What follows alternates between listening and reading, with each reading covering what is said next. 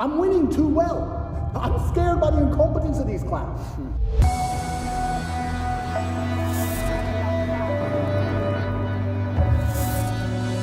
If this guy is so innocent, how can they get you to go to the dungeon for 92 days? How can they put you on house arrest? How can they do all this stuff?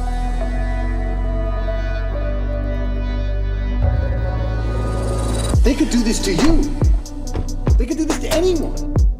They could do it to you or me or any man watching this. Any man watching this. I wake up instinctually at 5 a.m. because that's when they raid your house. I wake up at like 4:59. I just fucking shoot up.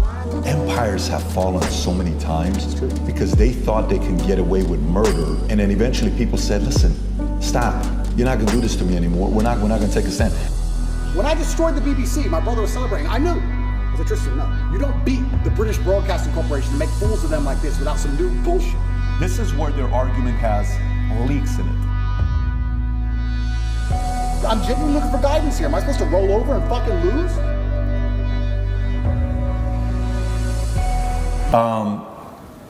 I saw a video by the president of Microsoft, Brandon. I think it was the president of Microsoft who said, you're gonna see one of the biggest threats in the future being deep fakes, okay? And then you saw a similar thing being said by Google, Sergey Brin. You're gonna see what's gonna happen with deep fakes. And then the example of deep fakes was given by the actress from Wonder Woman. What's her name? Gal Gadot. Gal Gadot, right? There was a deep fake porn made of her. Then there was a deep fake video made of Trump. Then there's deep fake of Joe Rogan. There's one of Morgan Freeman. Hi, I am not Morgan Freeman. Kind of goes like this. Wow. So the direction we're going with deep fake, right? When it comes down to AI, where do you see the threat? Is that something you think about? Is that something you see as an opportunity, as a threat? And if yes, which part of it? Yeah, that's a really interesting question. Deep fakes are certainly going to change the world because what we're going to have is we're going to have a post-truth society, and then the only way they're going to be able to tell you what's true or not is some committee which decides what's true and what's a deep fake, and then they're going to be in charge of the world, and then they're going to lie to you, and then you're really in trouble.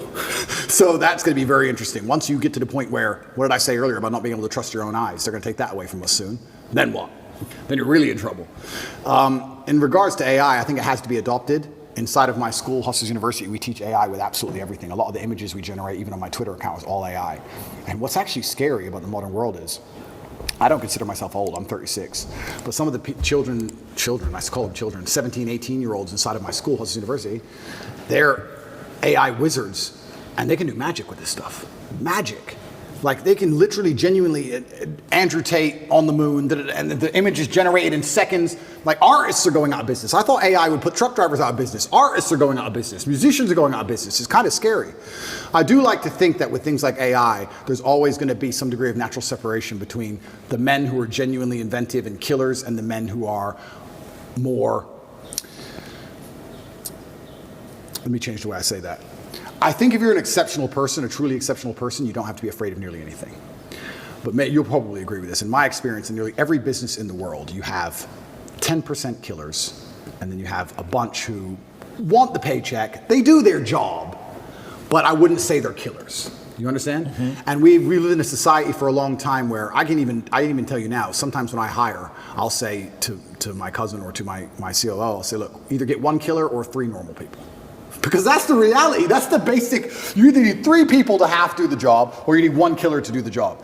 And I think that those 3 people who half do their jobs, enough to not get fired, they turn up most of it on time, but they're not really that motivated, those are the ones who have to fear AI.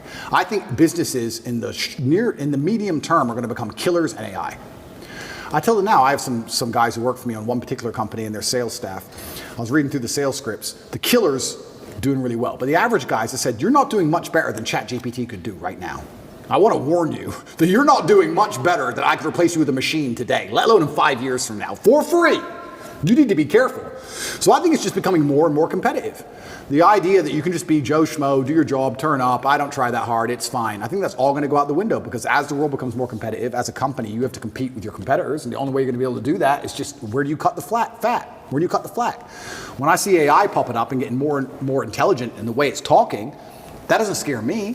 But I have a way with words. If I was Joe Schmo, I'd be afraid.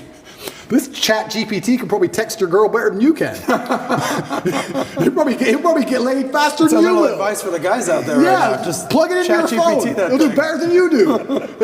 So that's scary, you know? That's hilarious. I think that's what the average man really needs to struggle. And I've been saying, this has been my message for a very long time in all realms. I've said for a very long time that life for the average man is going to get harder and harder. It's becoming more and more competitive. You need to find more and more ways to stand out and be unique. And the only way to really do those things, unfortunately, as a man, is to suffer.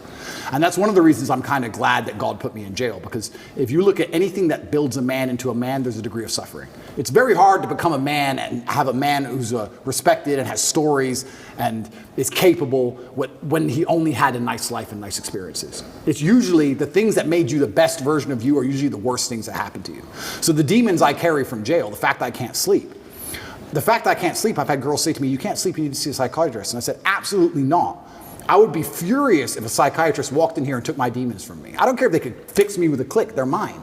And they were bestowed to me by God. And they are mine to deal with, and they are mine to fix, because that's how I become a better version of me. I would be furious if someone took them away from me.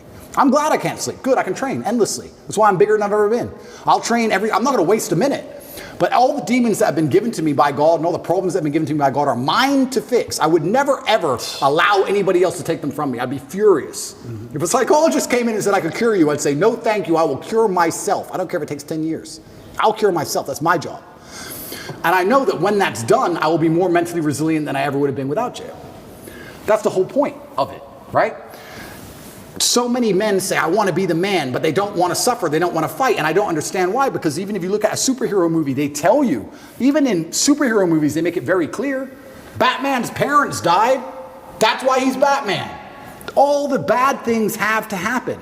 There's no way to get there without the bad things. I get so many emails from people complaining about their bad things, and I don't have time to reply to any of them, but if I could, I'd say, good.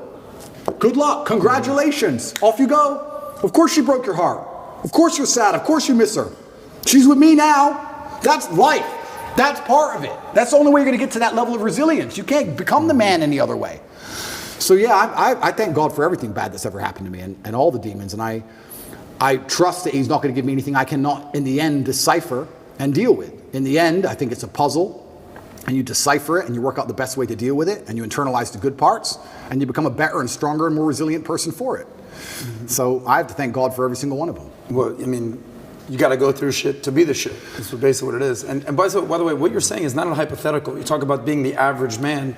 You see this play out on dating apps these days. Have you seen what's happened, especially on Instagram and on all the dating apps, Hinge, Bumble, and out there?